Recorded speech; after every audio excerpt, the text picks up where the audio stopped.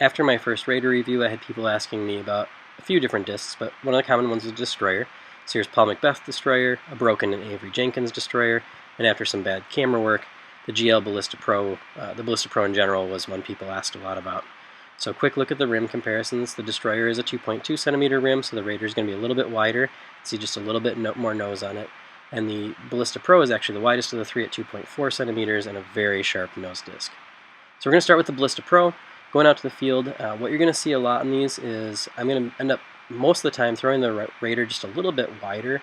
I used it like an overstable distance driver more frequently than a Ballista Pro, and I think it works really well that way.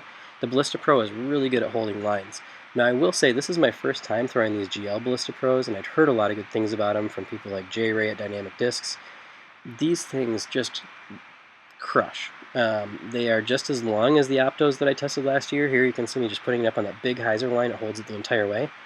But these GLs have a little bit more overstability to them than the Opto I tested last year.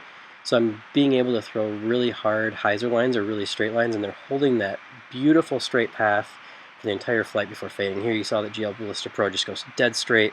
I'm tilting the Raider to get similar results. But the big thing about the Ballista Pro is it is a 2.4 centimeter rim, so it can feel uncomfortable in some hands, and the Raider is just a little bit narrower, and the shape of its wing might be more comfortable, so definitely something to test. Here you can see again me testing, so a couple more shots, sorry, stumbling over my words.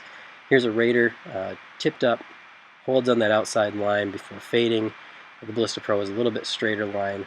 The thing I will say is distance-wise, the Ballista Pro might have ended up farther on most tests, but if I really cranked on the Raider, I could get it in that same area as the Ballista Pro. There's one last shot, just throwing them to the outside. You can see the Raider's on a lower line, but that overstability kicks in with the Raider. We're going to get a nice skip out of it.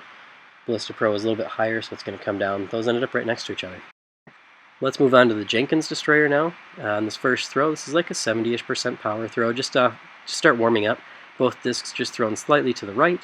They're going to come down on a decent hyzer line, both of them. Jenkins won't come quite as far right, and that's going to be pretty common. This is not a new disc, and so it was pretty understable. It's been beaten in.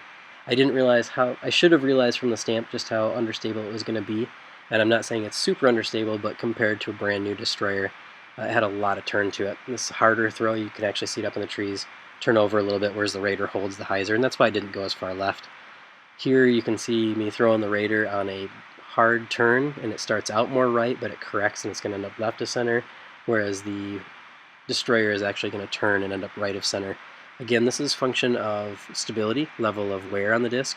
This is a great type of disc to carry in your bag, so like on this type of throw, you're going to see this is a harder throw, and you can see it's thrown fairly flat. It's going to turn over to the right, and because it's turning like that before it fades, it's actually getting a nice glide and distance out of it.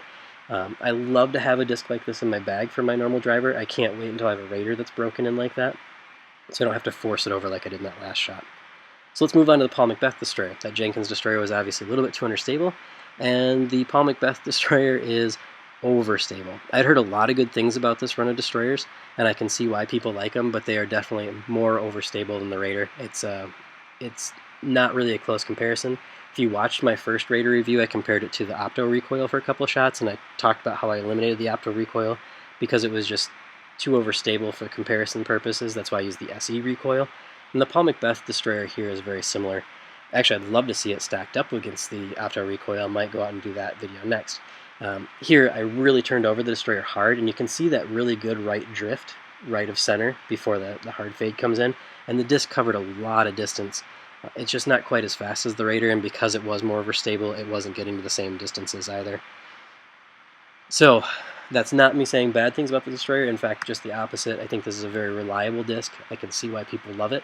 I threw Destroyers years ago, before Dynamic came into the game. There's a reason people compare to them.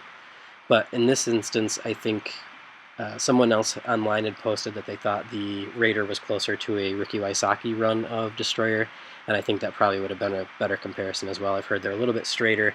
I think that would have given a better flight comparison.